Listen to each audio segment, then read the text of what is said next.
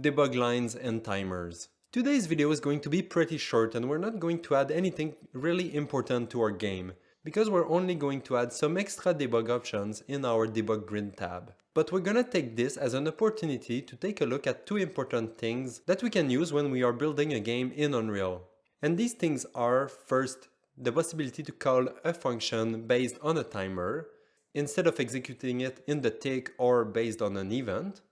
And the second one is simply the possibility to draw debug lines when we want to quickly visualize something without having to setting up a mesh or anything else that will give us some visuals. Okay, let's get to it. Okay, so in Unreal, I'm gonna start by adding a few components in our grid tabs. So I'm going to go in Blueprint, Debug menu, Tabs, Tab Grid. Here we go. And here I'm actually going to add another section under this section right here. So I'm going to right click on border, wrap with, vertical box. And then I'm gonna add my section under it, which is gonna be a copy paste of this one. So I'm just gonna paste it right now. And in here, I replaced all the spin boxes that we had before by some checkboxes and text. So let's look at this. First, I renamed the section to debug because it's gonna contain all the debug feature that we're gonna add to our grid.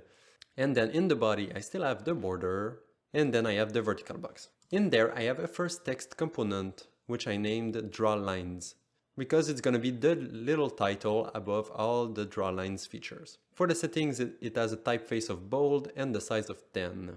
And then I have a checkbox. It is a basic checkbox that you can get right here at the top. By default here on the right, it is unchecked, and it is set to fill as size, so it takes the whole space. And inside the checkbox, I added a text component with the text bounds, the typeface regular, and the size 10. The next line is a little bit more complicated because it starts with an horizontal box to have a checkbox on the left and another text on the right. So let's start with the checkbox. It's the same as the previous one. I have a simple checkbox with the text inside it. The checkbox is unchecked and set as fill. And for the text inside it, it's written center, typeface regular, and size 10. And then here on the left, if I collapse my checkbox, I can see that the text to the right is in the horizontal box. So they are both in the horizontal box at the same level. And for the text settings right here, it is set to fill. It is important so the text here takes the same amount of space as the center checkbox on the left. If you can see right here, both components are taking half of the space given to them, and that's because both of them are set to fill. If we set it back to auto, we can see that the text is all the way to the right now and the checkbox is taking all the other space. But that's not what I wanted. I wanted the text to be more centered, so I put it to fill instead. For the text, I just wrote -999, -999, -999 because this is gonna be a vector. It's gonna be the position in the world of the center of our grid here. The typeface is regular, the size is 10. The last row is pretty much the same thing, an horizontal box, with a checkbox on the left, right here, unchecked, set to fill. The text is written bottom left, typeface regular, size 10. And finally, we have the last text on the bottom right, which is -999, -999, -999, set to fill, typeface regular, and size 10. And that's it. That's everything I changed in this tab right now. Okay, we can now go in the graph and look at the first thing we want to look at. And it is the timers. So I'm just going to go at the end of the event construct right here at the end, just to test. And I'm going to right click and search for set timer by event. Set timer by event, that one.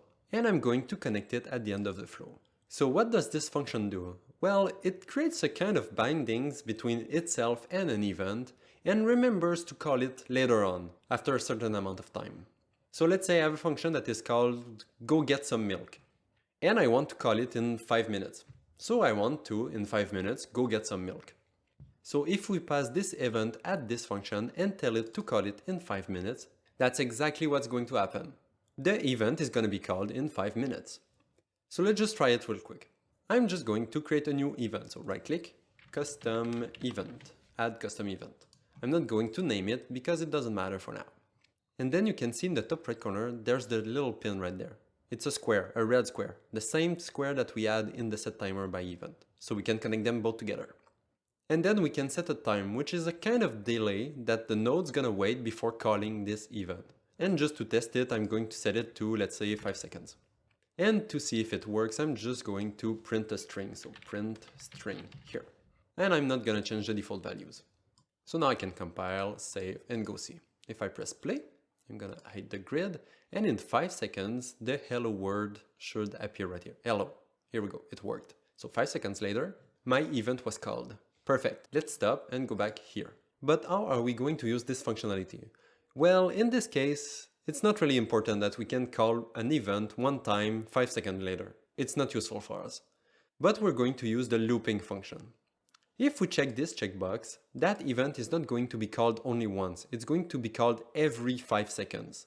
Or let's say if we want to test it with a smaller time, let's say 1 second. So this event right here is going to be called every 1 second. Forever, until we stop that timer. So let's just go see. I'm going to compile, save, and go in the level, press play. Every second, hello, hello, hello should appear. Here I only have 2 because the word disappears after 2 seconds, but if I look at the log in the bottom right corner, right here, I have hello, hello, hello, and it continues to pile up. And we're gonna use this functionality to replace the tick in our debug menu. Because the tick function is called 60 times per second or even 120 times per second. So that's a lot of times. And we really don't need that for the debug menu. And actually, we don't really need that for most features in any games. So it's always better, if it's appropriate for the feature, to use a timer instead of using the tick. Because most of the time, you don't really need to update something 60 times per second. That's way too much. And in the case of the debug lines that we're gonna draw, if we update them twice per second, it's already good enough. So let's just stop and go do that. I'm gonna go back in the grid. And there's actually one last thing I want to say. And it's that you can actually connect this pin right here to a function also, not only to events. It doesn't look like it right now because all the functions in my graph are grayed out, but you can do it, which means that you're not limited to events only. And that's what we're gonna do. So let's create a new function, which I'm gonna name DrawDebugLines. And then I'm gonna compile and go call it in the event graph, here. But how do I connect it to that node? Because I can't really do it. Even if I drop it on it, it doesn't work. Well, it's a little bit weird, but you have to drag from the event pin right there and search for create event. Create event. And this node right here is a reference to another event. It doesn't create any new event really, it just points to another one. And in the drop down menu right there, you can search for the function you created. So there is my DrawDebugLines right here, and that should work. And to make sure it does, I'm going to copy my print string, delete this block of code right here, and go paste it into the DrawDebugLines. Then if I compile and go try it, if I press play, my print string still works. Perfect. But it's a bit too slow for us, so I'm just going to increase the speed. So I'm gonna go back here, change the time to 0.5, so it's called twice per second. And then we're gonna go back in the DrawDebugLines, delete the print string, and we're now ready to build our DrawDebugLine logic. So for the debug lines, actually I'm calling that debug lines, but it's more than that. If you right click and search for draw debug, right here you have a whole category and you can draw pretty much everything. Arrows, boxes, camera, capsule, cylinder, circles, lines, planes, points, sphere, strings. You can draw all of that without having to import a mesh and put it in the level or anything else. So it's pretty useful and you can visualize pretty much everything. And all these nodes pretty much work all the same way. And in this video we are going to use 2 of them to debug our grid. And the first one is going to be the DrawDebug sphere. I can simply attach it to the beginning of my function just to show you how it works. And here are the settings. First you need the center, so the center point of your sphere. Makes sense, it's just a position in the world. That's easy. The radius, so the size of the sphere. That's good. Segments. How many lines do you want the node to draw in the viewport for the spheres? Right now, 12 is fine. Then for the line color, it's just a color. Right now I'm just gonna pick a bright red so we can see it easier. For the duration is how long you want the sphere to be visible on screen. It can be visible for like 10 seconds, 20 seconds, 20 minutes, doesn't matter.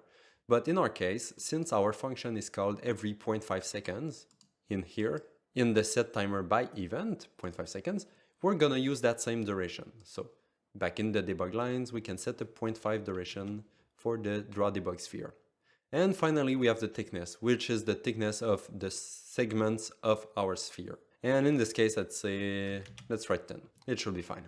And we can go see how it looks. Let's compile and press play. And here I have a sphere in the middle of the world, right there. It's at 0, 0, 0 in world space, so in the middle of the world.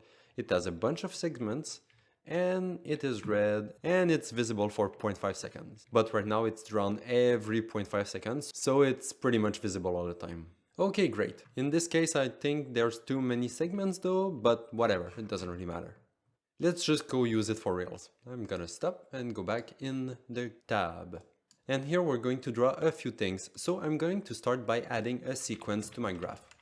Sequence. Which I'm gonna connect to the beginning of my function. For the first debug draw that I'm gonna do, it's going to be the center of my grid. So I'm just going to go on the left side and take my checkbox GridCenter right here. And I'm gonna make sure that it is checked. Is checked. Like so. And I'm going to do an if like so. That way we are only going to draw the sphere in the middle of the grid if this checkbox is checked. Let's connect this. And then we need the position of the middle of my grid. So I'm going to drag the grid in the graph and get the center location. Get grid center location, like so. The radius 100 is fine. The segments though, I'm gonna bring it down to 3. Duration is fine. Thickness is fine. I think it's all good. So let's just compile, save, and go see. I'm gonna press play. I don't have any spheres anymore because my checkbox here on the left is not checked. So I'm just gonna check it. And my sphere appeared. It's not really a sphere anymore because I brought down the segments to 3. So it's pretty much just a weird square. But whatever, it's good enough for us. And now, even if I move my grid, the sphere should follow, like so. But I think it's a bit jittery, like it feels laggy, slow, not responsive enough. So I think I'm just gonna increase the speed a little bit. Let's go do that. Stop, tap grid. Then I'm gonna go back in the event graph where I set my timer and I'm going to set it to 0.1. So it's gonna call this function 10 times a second. Maybe it's too fast, but whatever, we'll see. I'm gonna go back in my function and now instead of 0.5 seconds for the duration, I'm going to set it to 0.1 second. That way we won't have multiple spheres drawn at the same time, only one. And we're actually going to add a second sphere right after that. So I'm just going to get my DrawDebug sphere and add it here. And for that second one, what I would like to do is to see the difference between the grid center location, the actual grid center location, and the grid center location that we want to have, which is the one that we write here in the location spin box. So let's get the value of this and compare it. So I'm just going to get my spin box location right there and do a get value and plug it to the center. I'm going to leave everything else the same except for the color because we want to see a difference between those. So I'm just going to make it like a tint of orange, I guess. Okay, let's compile and go see how it looks. I'm just going to press play, nothing at the beginning, and then we check the checkbox right here. Now it's yellowy, okay. Oh, I saw a flicker. Both spheres are on top of each other. Okay, good. Let's move the grid a little bit. Okay. You can see that the yellow is moving and then the red one is snapping to the right location. So the yellow represents the position we want the grid to be, and the red is the position where the grid actually is. And it is snapping to the grid. Perfect.